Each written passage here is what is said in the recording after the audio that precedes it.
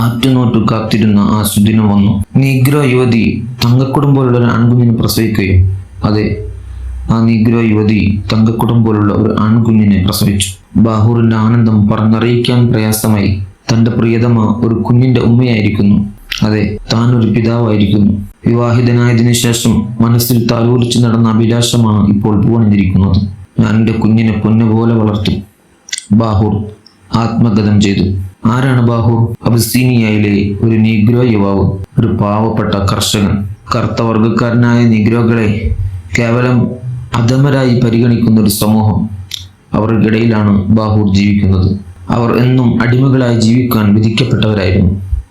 എല്ലുമുറിയെ പണിയെടുക്കുക, കിട്ടുന്നതിന് ഭക്ഷിക്കുക. സ്വന്തം സമൂഹത്തിൽ നിന്നും അല്പം ഭേദമായിരുന്നു ബാഹൂറിന്റെ സ്ഥിതി. അയാൾക്ക് സ്വന്തമായി കുറച്ച് ആടുകളും അല്പം കൃഷിയും ഉണ്ടായിരുന്നു. ആടുകളെ മേച്ചും കൃഷിസ്ഥലത്ത് വിളയിറക്കിയും സംതൃപ്ത ജീവിതം നയിക്കുന്നതിനിടയിൽ ഒരു വിവാഹത്തെക്കുറിച്ച് ബാഹൂർ ചിന്തിച്ചു. സർവശക്തനായ അള്ളാഹുവിൽ അകമഴിഞ്ഞ് വിശ്വസിക്കുകയും ആരാധനാകർമ്മങ്ങൾ മുറപ്രകാരം നിർവഹിക്കുകയും ചെയ്യുന്ന ആളായിരുന്നു ബാഹൂർ.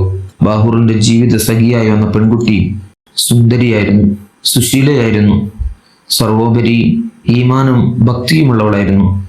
ആ ദമ്പതികൾ പരസ്പരം സുഖദുഃഖങ്ങൾ കൈമാറി.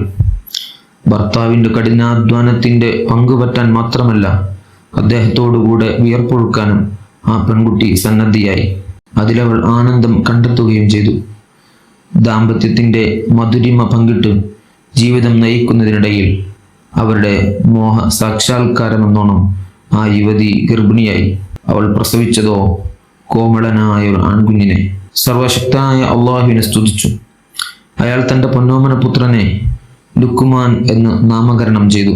അങ്ങനെ കാലങ്ങൾ മാറി മറിഞ്ഞു. ലുക്കുമാൻ വളർന്നു. ആ പിഞ്ചോമനയുടെ പഞ്ചാര പുഞ്ചിരിയിൽ മാതാപിതാക്കൾ സ്വയം മറന്നു.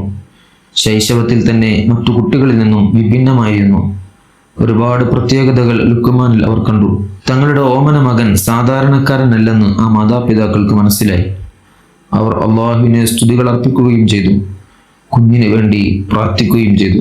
4 വയസ്സായപ്പോൾ തന്നെ പിതാവിന്റെ ജോലികൾ മകൻ ഏറ്റെടുക്കാൻ തുടങ്ങി. പ്രവാചകന്മാർ ചെയ്തിരുന്ന അജപാലനം ലുക്കുമാൻ കുട്ടികളോടൊപ്പം ആടുമേക്കാൻ വനം പ്രദേശങ്ങളിലേക്ക് പുറപ്പെടും. എങ്കിലും അവരോടൊപ്പം അനാവശ്യമായ കളികളിലോ തമാശകളിലോ പങ്കെടുക്കാൻ ആ കുട്ടി ഇഷ്ടപ്പെട്ടിരുന്നില്ല. അക്കാലത്ത് പ്രഗത്ഭനായ ഒരു പണ്ഡിതന്റെ കീഴിൽ വിദ്യ അഭ്യസിക്കുവാൻ പിതാവ് ലുക്കുമാനെ ഏൽപ്പിച്ചു.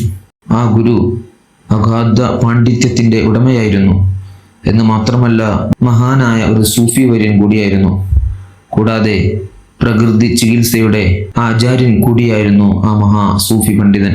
പ്രകൃതിയിൽ വളരുന്ന പലതരം വൃക്ഷങ്ങളുടെയും ചെടികളുടെയും ഇലകളുടെയും വേരുകളുമെല്ലാം അത്ഭുത സിദ്ധിയുള്ള മരുന്നുകളാണെന്ന വസ്തുത അദ്ദേഹത്തിന് അറിയാമായിരുന്നു. നാം കേവലം നിസ്സാരമായി പരിഗണിച്ചിരുന്ന പച്ചിലകൾക്ക് അത്ഭുതാവാഹമായ ശക്തികളുണ്ടെന്ന് ചികിത്സയിലൂടെ തെളിയിച്ച മഹാനായിരുന്നു ആ ഗുരുനാഥൻ. ലുക്കുമാന്റെ ബുദ്ധിശക്തിയും വിനയം, ലാളിത്യം തുടങ്ങി സ്വഭാവ മഹിമകളിൽ ഗുരു ആകൃഷ്ടനായി. അദ്ദേഹം സന്തുഷ്ടനായി. അദ്ദേഹം തൻ്റെ അരുമ ശിഷ്യന് പരമാവധി വിജ്ഞാനം പകർന്നു കൊടുത്തു. എന്തു പറഞ്ഞു കൊടുത്താലും ഉടനെ മനസ്സിലാക്കുകയും മനഃപ്പാടമാക്കാനുമുള്ള കഴിവ് ലുക്കുമാനിൽ ഉണ്ടായിരുന്നു. ആരെയും ആ കഴിവ് അത്ഭുതപ്പെടുത്തുന്നതായിരുന്നു. പ്രിയ പുത്രന്റെ ബുദ്ധിസാമർഥ്യവും സ്വഭാവ വൈവിഷ്ടവും കണ്ട് മാതാപിതാക്കൾ അകമഴിഞ്ഞ് അള്ളാഹുവിനെ സ്തുതിച്ചു. അങ്ങനെ വിദ്യ കൊണ്ട് ലുക്കുമാൻ പല വിജയങ്ങളും കൈവരിക്കാൻ തുടങ്ങി. ഓടിവരൂ, ഓടിവരൂ ലുക്കുമാനെ, ഓടിവരൂ, എൻ്റെ ആടിനെ സിംഹം പിടിക്കുന്നു. കഥ തുടർന്ന് കേൾക്കാൻ ചാനൽ സബ്സ്ക്രൈബ് ചെയ്യുക. കഥ ഇഷ്ടപ്പെട്ടാൽ ലൈക്ക് ചെയ്യാൻ, ഷെയർ ചെയ്യാൻ മറക്കരുത്.